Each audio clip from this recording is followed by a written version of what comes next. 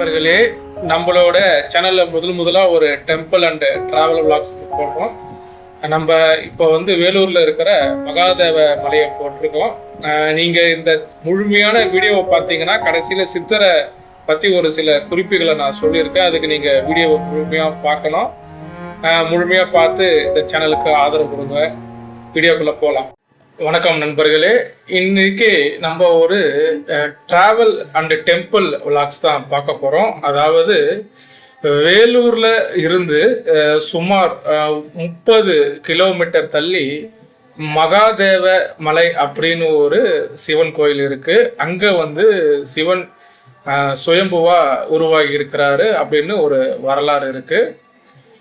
நீங்க வேலூர்ல இருந்து அது 2 வழியாக செல்லலாம். ஆனா பெரும்பாலும் கேவி குப்பம் குடியாத்த வழியாக தான் நிறைய பேர் செல்லுவாங்க. ஆனா இது பார்த்தீங்கன்னா நீங்க வேலூர்ல இருந்தீங்கன்னா வேலூர் அந்த சைடு கொணவட்டம் அப்படியே நீங்க நேராக போய் மோட்டூர் அப்துல்லா வரதை தாண்டி மோட்டூர், அதுக்கப்புறம் பார்த்தீங்கன்னா செதுவாலை பிரிட்ஜை நீங்கள் ஏறாமல் லெஃப்டில் போயிட்டு ரைட்டில் விரிஞ்சிபுரம் ரோடு எடுத்தீங்கன்னா நம்ம பயணத்தை தொடங்கிடலாம்.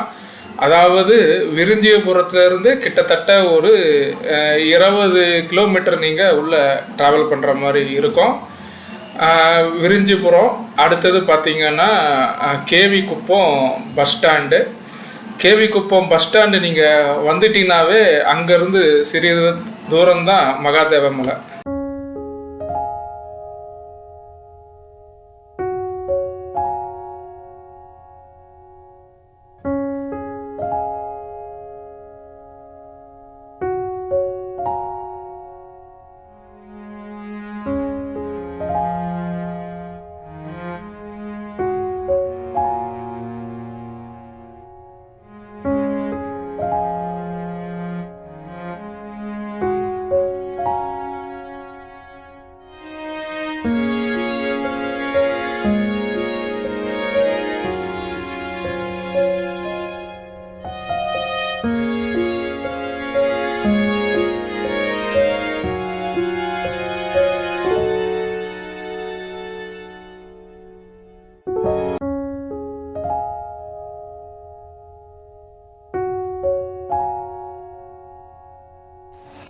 நம்ம முன்னாடியே சொன்னது போல ரைட் சைடு பிரிட்ஜ் இல்லாம லெஃப்ட் சைடு வந்தீங்கன்னா உங்களுக்கு அந்த செதுவாலை அப்படின்ற ஒரு போர்டு தெரியும். அந்த போர்டுல இருந்து நீங்க கொஞ்சம் ஃப்ரண்ட்ல போயிட்டு ரைட்டு திரும்பினீங்கன்னா விரிஞ்சிபுரம் ரோட நீங்க கனெக்ட் பண்ணிடலாம்.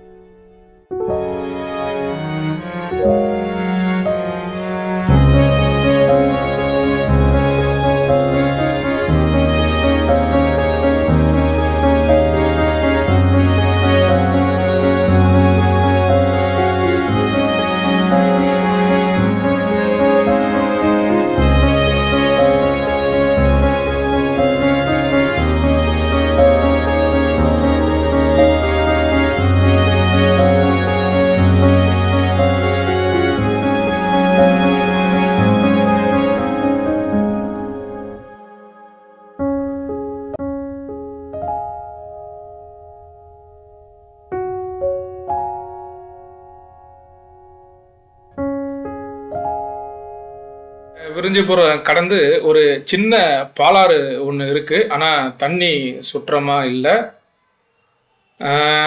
பாலாறே பார்த்தீங்கன்னா ரொம்பவும் வறண்டு போய் தான் இருக்கு. இதை கடந்து நம்ம அந்த மகாதேவ மலைக்கு போகணும். வழி எங்கும் பார்த்தீங்கன்னா இது மாதிரி சின்ன சின்ன ரோட்டு சைடு நிறைய மீன் கடை அப்படின்னு நிறைய விற்கிறாங்க.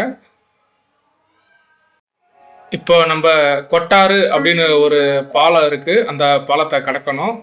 இந்த பாலமும் பார்த்தீங்கன்னா பாலாறு ஒரு இனிப்பு பாலம் தான். ஆனால் நம்ம ஏற்கனவே சொன்ன மாதிரி தண்ணி எங்கேயுமே இல்லை. இந்த எல்னினோ காலங்களில் பார்த்தீங்கன்னா தென்மேற்கு பருவமழை ரொம்ப கம்மியானதுனால பயங்கரமான வறட்சியாகவே இருக்கு. இப்போ நம்ம விரிஞ்சிபுரம் ரயில்வே பாலத்தை கடக்கணும். இந்த பாலத்தை கடந்து நம்ம வந்து லெஃப்ட் சைடில் வந்து ரோடு பிரியணும். நம்ம ஆல்மோஸ்ட் லெஃப்ட் சைடில் வந்துட்டாவே கேவி குப்பம் பஸ் ஸ்டாண்டு வந்துடும். கேவி குப்பத்துலேருந்து மகாதேவ மலை ரொம்ப பக்கம். இப்போ நம்ம கேவி குப்பம் வந்துட்டோம். அப்படியே நீங்கள் லெஃப்ட் சைட்ல பார்த்து வந்தீங்கன்னா கேவி குப்போடத்தோட பஸ் ஸ்டாண்டு உங்களுக்கு கிளியராக தெரியும். இந்த கேவி குப்பம் பஸ் ஸ்டாண்ட்லேருந்து பார்த்தீங்கன்னா நம்ம கொஞ்சம் தூரம் ட்ராவல் பண்ணுற மாதிரி இருக்கும். இந்த கொஞ்சம் தூரம் நம்ம ட்ராவல் பண்ணிவிட்டு ரைட் சைடில் நம்மளுக்கு மகாதேவ மலைக்கு போகிற வழி இருக்குது. கொஞ்சம் ஆஃப் ரோடு எக்ஸ்பீரியன்ஸ் ஃபீல் பண்ணணும்னா இந்த வழி உங்களுக்கு கொஞ்சம் நல்லாவே இருக்கும்.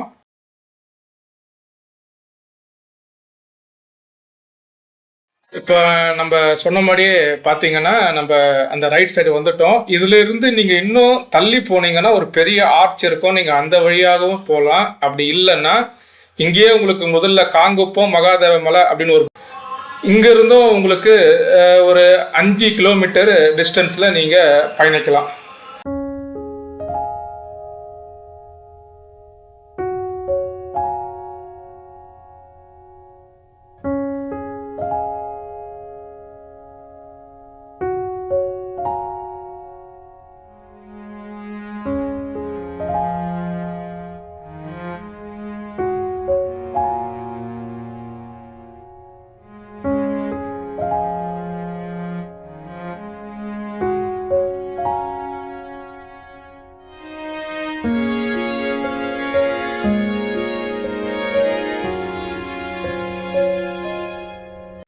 நம்ம ஆல்மோஸ்ட் மகாதேவ மலை அடிவாரம் வந்துட்டோம்.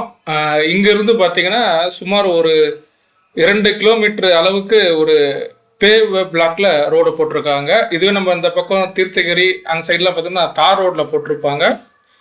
ஆனால் இந்த சைடு நம்மளுக்கு பேவ் பிளாக்ல போட்டிருக்காங்க. இதை அப்படியே நம்ம ஏறணும்னா நம்ம மேலே பார்க்கிங் அந்த இடத்துக்கு போயிடலாம். இதில் இங்கேருந்து தனியாக நடக்கிறவங்களுக்கும் பாதை இருக்குது. நம்ம அந்த பக்கம் போடல, நம்ம 2 வீலரில் போனதுனால நம்ம வந்து இந்த வழியை தேர்ந்தெடுத்து போயிட்டுருக்கோம். இதில் லெஃப்ட் சைடில் பார்த்தீங்கன்னா ஒரு மகானோட ஜீவ சமாதி இருக்குது அப்படின்னு போட்டிருக்காங்க. நான் உங்களுக்கு அதை ஆட் பண்ணுறேன்.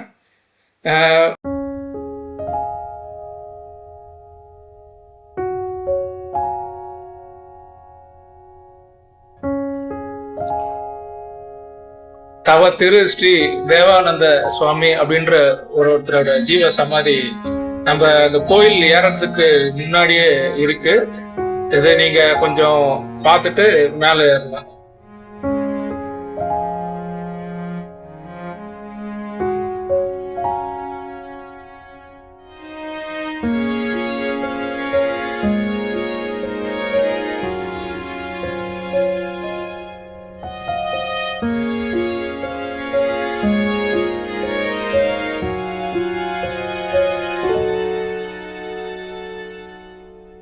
அந்த குளத்தூர்ல என்னென்ன சிலை இருக்கு அப்படின்னு நம்ம உள்ள போய் பார்ப்போம். உள்ள வாங்க.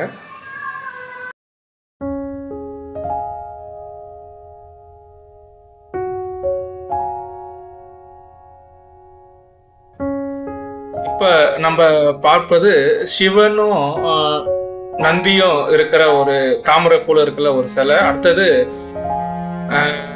பார்வதி பரமசிவன் இருக்கிற மாதிரி ஒரு சிலை இருக்கு.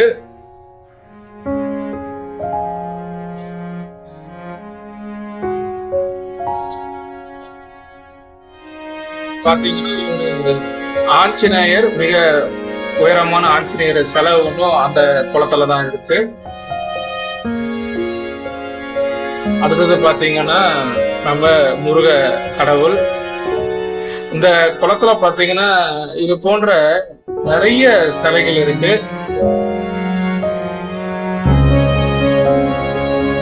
இதுதான் குளத்தோட நடுவில் இருக்கிற சென்டர் பாயிண்ட்.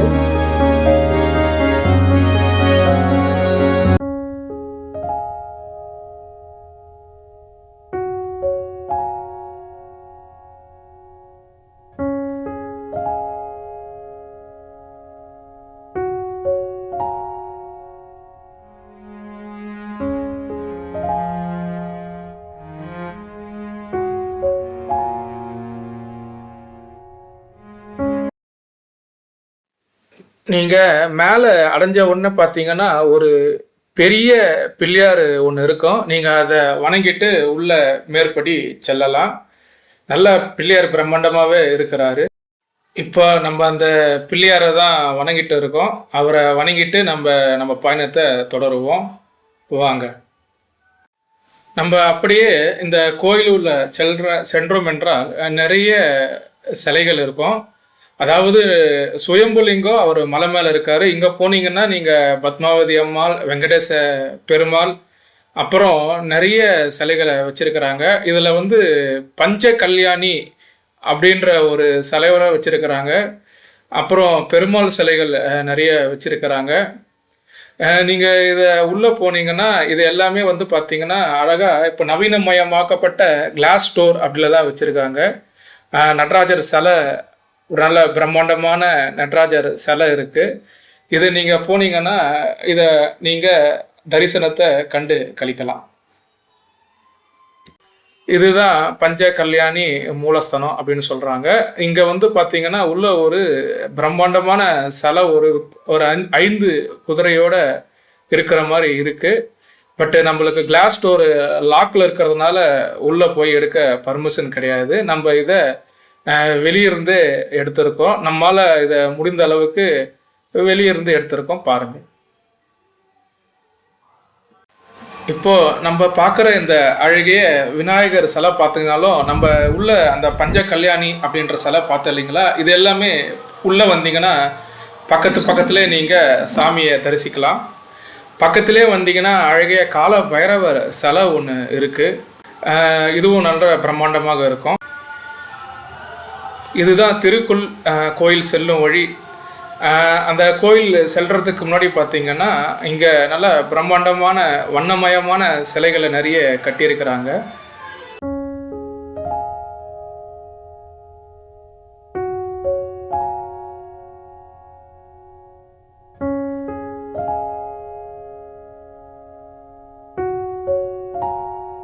இப்போ நம்ம அந்த சிலைகளை ரொம்ப க்ளோஸ்அப்பில் பார்க்கலாம். இதில் பார்த்தீங்கன்னா கிருஷ்ணரோட அவதாரம் மொத்தமே இருக்கிற மாதிரி தெரியுது. கல்கி, வாமன் அப்படின்று. அது இல்லாமல் சிவனுடைய சிலைகளும் நிறைய இருக்குது. இது பார்த்தீங்கன்னா நம்ம அந்த சைடு உள்ள அந்த பஞ்ச கல்யாணியோட பேக் சைடு வியூன்னு சொல்லலாம். இங்கிருந்து தான் நம்ம மேலே இருக்கிற மூலஸ்தானத்துக்கு நடந்து செல்லணும்.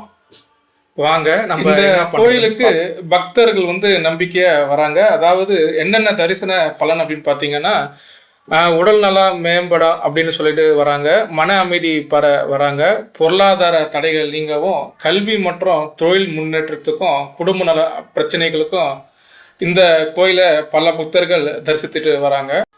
இப்போ நீங்கள் பார்க்கறது பார்த்தீங்கன்னா தரிசனத்துக்கு போகிறதுக்கு முன்னாடி இந்த கோயிலோட தேரை தான் நீங்கள் பிரம்மாண்டமாக பார்த்துட்ருக்கீங்க. ஒரு சிலது நம்ம அருகில் எடுக்க அவங்க பர்மிஷன் கொடுக்கறதில்ல. ஆள் இல்லைன்னா பரவாயில்ல, பட் நம்மளே வந்து அதை வந்து டீசெண்டாக நம்ம தூரமாக இருந்து எடுத்துக்கிறது நல்லது. இப்படியே நீங்கள் முன்னேறி சென்றீங்கன்னா இன்னும் சிறிது நேரம் அந்த நம்ம அடிப்படையை வந்து தொட்டுடலாம். அதாவது சிவலிங்கம் மேலே இருக்குது. கிட்டத்தட்ட ஒரு 300 படிகள் அப்படின்றது இருக்கும். சாதாரணமாக நடக்க முடியும். அதில் இன்னும் பெரிய பிரச்சனை கிடையாது. இப்போ நம்ம பார்க்குறது பார்த்திங்கன்னா ஒரு சந்தன காப்பு அபிஷேகம் பண்ண ஒரு சிவலிங்கத்தை தான் நம்ம இப்போ பார்க்குறோம். இது கிட்டத்தட்ட ஒரு 100 அடி சூலம் அப்படின்னு சொல்கிறாங்க. இதுக்கு வந்து நம்மளால் இந்த பக்கம் போக முடியல. நம்ம வேற ஒரு பாயிண்ட் இருக்கான்னு செக் பண்ணோம். அந்த பக்கம் போய் கொஞ்சம் வீடியோஸ் எடுத்திருக்கோம், அதையும் நம்ம போடுறோம். இதுதான் இப்போது திருக்கோயில். அந்த சுயம்புலிங்கம் உருவான இடத்த நம்ம போய் பார்க்கறதுக்கான முதல் படிக்கட்டு. இங்கேருந்து மலையை சுற்றி 1 கிலோமீட்டருக்கு கிரிவல பாதையை அவங்க போட்டுட்டு இருக்காங்க. சுற்றி வந்தால் 1 கிலோமீட்டர் தூரம் அப்படின்னு சொல்கிறாங்க. பார்ப்போம் வாங்க. நம்ம அந்த மூலவரை பார்க்கும்போதே வேறு ஒரு வழியாக இந்த பிரம்மாண்ட திருசூலத்தையும் அது அமைந்துள்ள கோயிலையும் பார்க்க முடியுது. இந்த திரிசூலம் 100 அடி அப்படின்னு சொல்கிறாங்க. அந்த திரிசூலம் அமைந்துள்ள அந்த இடத்துல உள்ளே நிறைய சிலைகள் இருக்குது. நீங்கள் போனீங்கன்னா அதை தொந்தரவு இல்லாமல் அழகாக தரிசிச்சுட்டு வந்துடலாம்.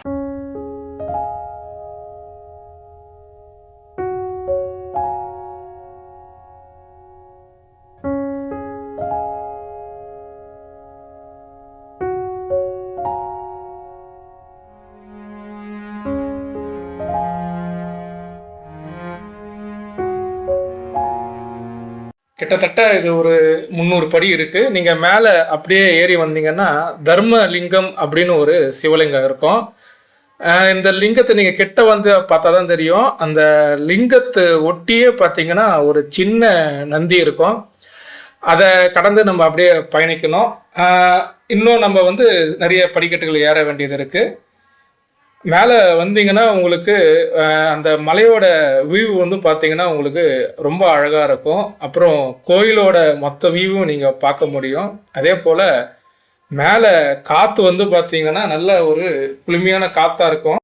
உள்ளே வந்த உடனே ஒரு கிருஷ்ணர் சிலையும் எதிர்ப்புற ஒரு விநாயகர் சிலையும் அழகாக இருக்கும். கால பைரவர் சிலை கோயில்களில் நிறைய இடத்துல வச்சுருக்காங்க. கல்லில் வச்சுருக்காங்க, வெண்கலத்தில் வச்சுருக்காங்க, உலோகங்களில் வச்சுருக்காங்க. நிறைய பைரவர் சிலையை நம்மளால் சுற்றி சுற்றி பார்க்க முடியும். அப்புறம் பார்த்தீங்கன்னா இங்கே ஒரு மலையில் ஒரு சின்ன ஊற்று மாதிரி ஒன்று இருக்குது. அதில் வந்து பார்த்தீங்கன்னா ஒரே ஒரு வாத்து நீந்திட்டு இருக்கோம். அந்த வீடியோவை நீங்கள் பார்க்கலாம். நானும் தேடி பார்த்துட்டேன். அந்த குளத்தில் ஒரே ஒரு வாத்து மட்டும்தான் இருக்குது. அதுக்கப்புறம் பார்த்தீங்கன்னா அந்த மலையிலிருந்து நம்ம ஒரு வீடியோ எடுத்து போட்டிருக்கிறோம். அதையும் நீங்கள் பார்க்கலாம். இது எல்லாமே பார்த்தீங்கன்னா நம்ம அந்த மேலே இருக்கிற சுயம்புலிங்க போகிற வழியில் இருக்கிற எல்லாமே இதெல்லாம் நம்ம கடந்து தான் மேலே இருக்கிற சுயம்புலிங்க நம்ம போய் பார்க்கணும்.